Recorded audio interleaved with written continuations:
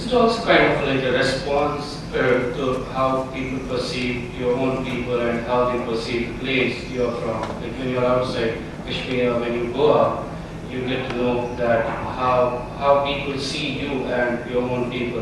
Is it kind of something that in you kind of feels like I should respond to this situation and I should respond to this perception, and then you start kind of writing, and this book is kind of an answer to all those narratives that have been framed earlier before? Not necessarily. I don't, and I wouldn't like to write for assignments. Somebody would assign me to write something, or somebody would ask me that you must write on this situation. I think it's all what seeped into me all these years. And maybe in future I would write something else, not much else, but not much different from the subjects I would love to write on. But this was the first reaction to what had seeped into me in all these years. Not only me, but everyone. The only difference is that I just learned how to write about it. And there are so many people who have stories much more than in terms of stories from Kashmir than half mother. But the only thing is that unfortunately some people cannot write it, some can narrate it orally, and there are people who record it, they translate it, they transform it into something else. But Kashmir is a mine of stories, and there are so many stories, and each one of us has a story. So in that case, I think I am not no different from others. The only thing is that I just know how to try to write about it. That's a good answer. So how was the process of the writing the book and the book?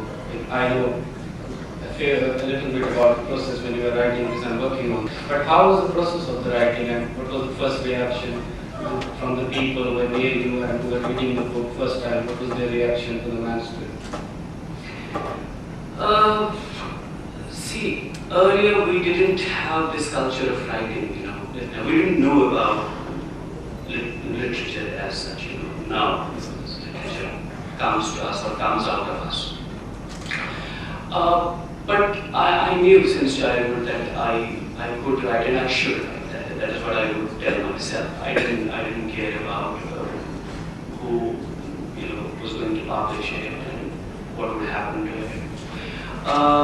And when I started writing seriously in an organized manner, I was somewhere, I think it was an ambivalent approach. I was somewhere between these two extremes, that I don't know whether this would be published, whether people would read it, and whether I would be able to complete it, first of all, because it's very difficult. There are some friends who could write so well in Kashmir, but the only thing is that they do not. I was also, I just was successful in just crossing that line of procrastination. So people could write, but the only thing is that there are situations when you need to do other things, which are part of your moral and social and other obligations. So it is just you're fortunate enough to get away with some time, somewhere else, and you are able to do it.